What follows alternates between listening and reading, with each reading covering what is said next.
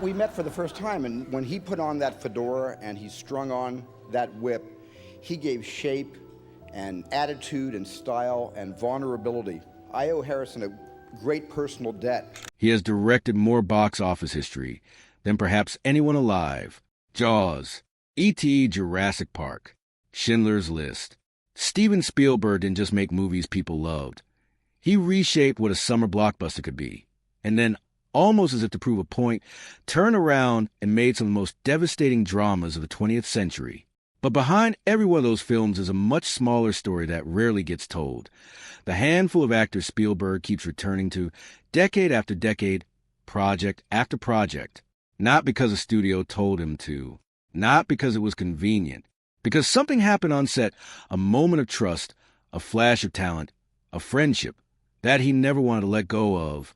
This is a story of 6 actors who left a permanent mark on the most successful director in film history, and why each one of them earned that place in his career. Harrison Ford is the obvious place to start, because the math alone is staggering.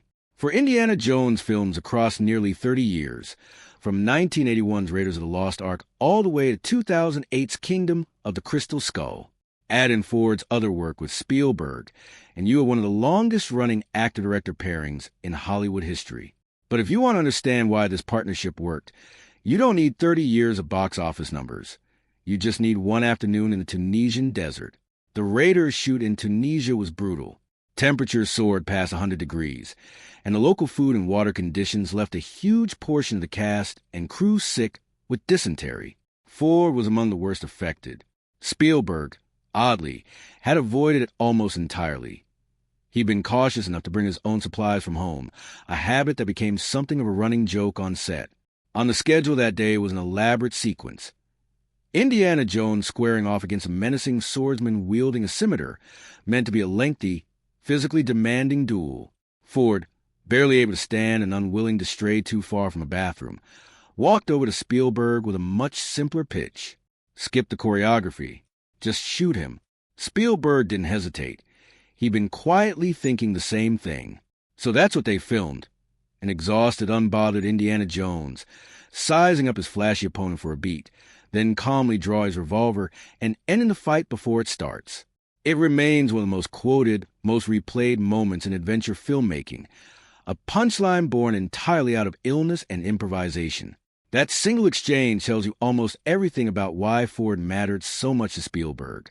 It wasn't just chemistry, it was trust. The kind where an actor can walk up mid-shoot with a completely different idea, and the director doesn't second-guess it. He just says yes. That trust ran so deep that years later, when Spielberg was casting Jurassic Park, Ford was his first choice of the lead. Ford passed. Spielberg has said the disappointment stayed with him, not because the film suffered without Ford, but because of how much he wanted to work with him again. Long before Ford, long before the Oscars, there was Richard Dreyfuss, and the film that nearly ended Spielberg's career before it began.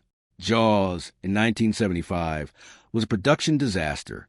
The Mechanical Shark, nicknamed after Spielberg's own attorney, had been tested in a freshwater tank and then failed almost immediately once it hit saltwater. What was supposed to be a 55-day shoot dragged on for more than 150. Spielberg genuinely believed the ordeal would end his career. A shoot that far over schedule wasn't supposed to be survivable in Hollywood. In the middle of that chaos was Dreyfuss, playing the fast-talking marine biologist Hooper. He'd nearly turned the role down before changing his mind, and once he was in, Spielberg rewrote parts of the character to fit him. What came out of that miserable shoot wasn't just a hit movie. It was a genuine creative bond. So when Spielberg made his next deeply personal project, Close Encounters of the Third Kind, he wanted Dreyfuss again, even with major stars circling the role. Dreyfuss, by his own account, campaigned hard for the part, and Spielberg has openly credited him with talking his way into it. Here's the part that matters most, though. Spielberg has described casting Dreyfuss as Roy Neary, the ordinary man consumed by wonder and obsession, staring up at the sky, as effectively casting a version of himself. Dreyfuss became, in a sense, Spielberg's surrogate on screen, the everyman chasing something bigger than himself, driven by the same restless curiosity that defined Spielberg's own approach to filmmaking.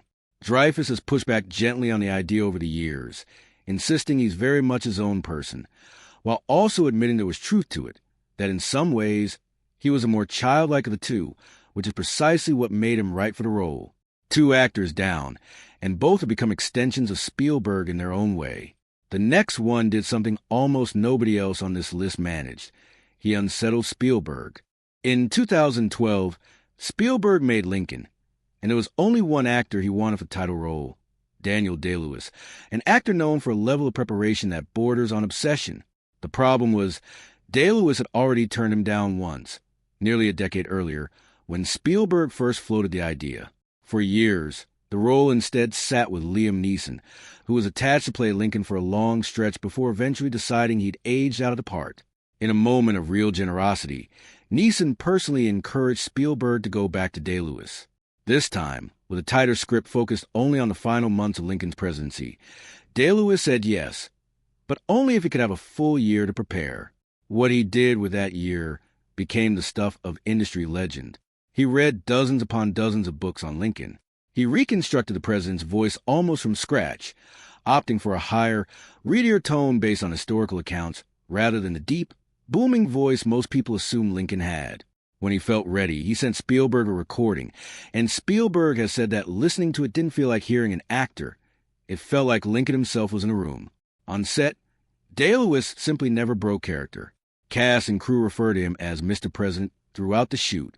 Fellow actors avoided using their natural accents around him, so the illusion wouldn't crack. And then there was a scene that undid Spielberg completely. A long, unbroken take of Lincoln pleading with his cabinet to push the anti-slavery amendment through immediately. Spielberg has said the performance overwhelmed him so completely that he had to step away from set mid-scene. Day-Lewis, still fully in character, followed him, found him, and sat with him quietly until he composed himself, the actor accompanying the director, without ever stepping outside the role he was playing. Day-Lewis won his third Best Actor Oscar for that performance, and Spielberg has said he's never quite gotten over what he witnessed that day. For all the once-in-a-lifetime collaborations, one actor stands above the rest simply by the sheer number of times Spielberg has chosen to work with him again: Tom Hanks. The two have made 5 feature films together: Saving Private Ryan, Catch Me If You Can, The Terminal, Bridge of Spies, and The Post, along with a string of acclaimed war miniseries, including Band of Brothers, The Pacific, and Masters of the Air. No other actor has been such a consistent presence across Spielberg's later career. It almost didn't happen, though, because Hanks was initially wary. Before Saving Private Ryan, he'd seen enough friendships in the industry damaged by difficult productions that he hesitated to risk one with Spielberg. He went for it anyway, and what followed became one of the more famous behind-the-scenes stories in modern filmmaking. To prepare the cast, Spielberg sent his lead actors through a grueling, week-long boot camp in the English countryside, run by a former Marine known for showing no mercy. Cold, exhausted, sleep-deprived, and stripped of their real names in favor of assigned numbers, the actors were pushed to their absolute limit. Hanks himself was simply number 1. Partway through, the group had reached its breaking point and voted, almost unanimously, to walk out. Hanks was the lone holdout.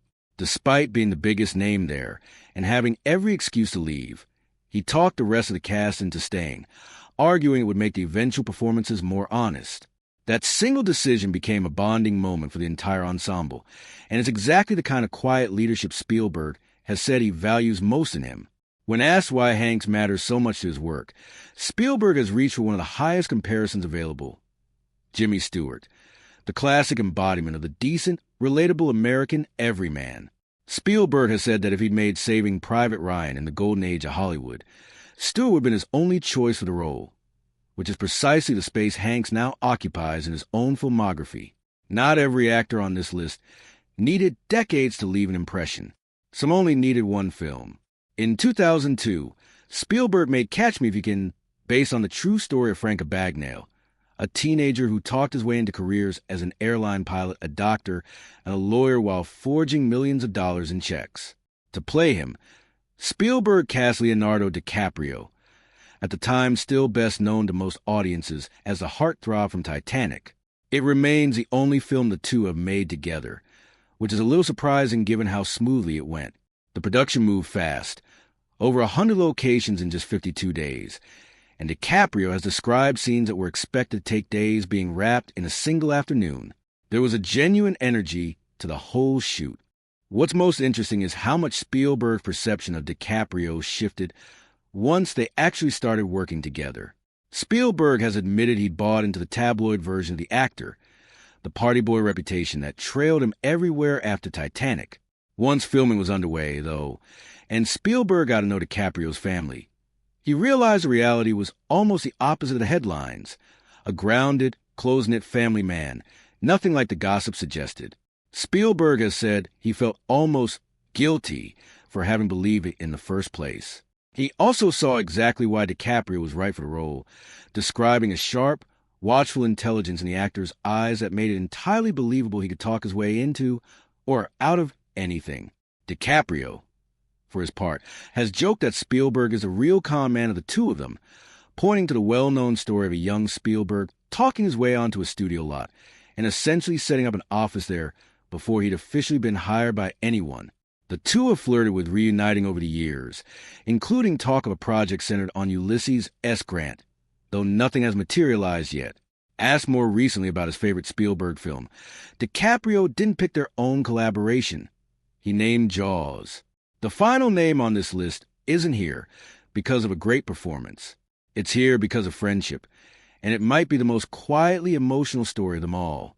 Robin Williams only worked with Spielberg twice, playing adult Peter Pan in 1991's Hook and lending his voice to a supporting role in AI years later.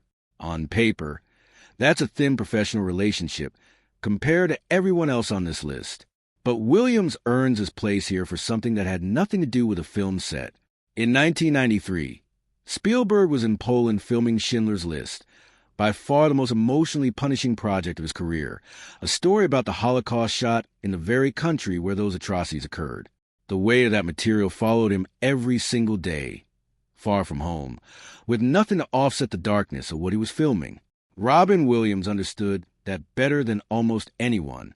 So, on a regular basis, he would simply call Spielberg, not to talk business, not to check on production, but to launch straight into roughly 15 minutes of pure, off-the-cuff stand-up comedy, performing for an audience of exactly one. Spielberg has said those calls left him laughing uncontrollably, a release valve for all the grief and heaviness he was absorbing on set. And there was one detail that made the ritual even more perfect.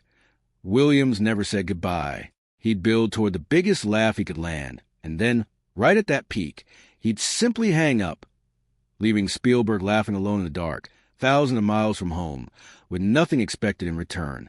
That was the nature of the friendship. When Williams died in 2014, the loss hit Spielberg hard. He's described his friend in terms reserved for something almost like a force of nature, a comic talent whose energy was matched only by the connection they shared. And he's spoken about how difficult it still is to accept that he's gone.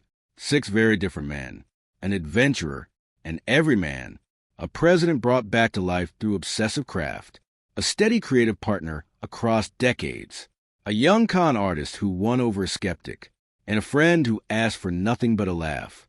On the surface, these 6 relationships have almost nothing in common, but look closer and there's a single thread running through every one of them. Spielberg doesn't just hire actors, he builds trust with them, and then he hands some of his own control over to them. He lets Ford rewrite a scene on instinct. He turns Dreyfus into a version of himself. He steps back and lets Day-Lewis lead. He follows Hanks through a punishing boot camp and more than a decade of collaborations. He throws out his own assumptions about DiCaprio the moment reality contradicts them, and he lets Williams hang up on him, laughing, in the middle of the hardest shoot of his life. Spielberg has never released some official ranking of his favorite actors. He didn't need to. He's shown it instead.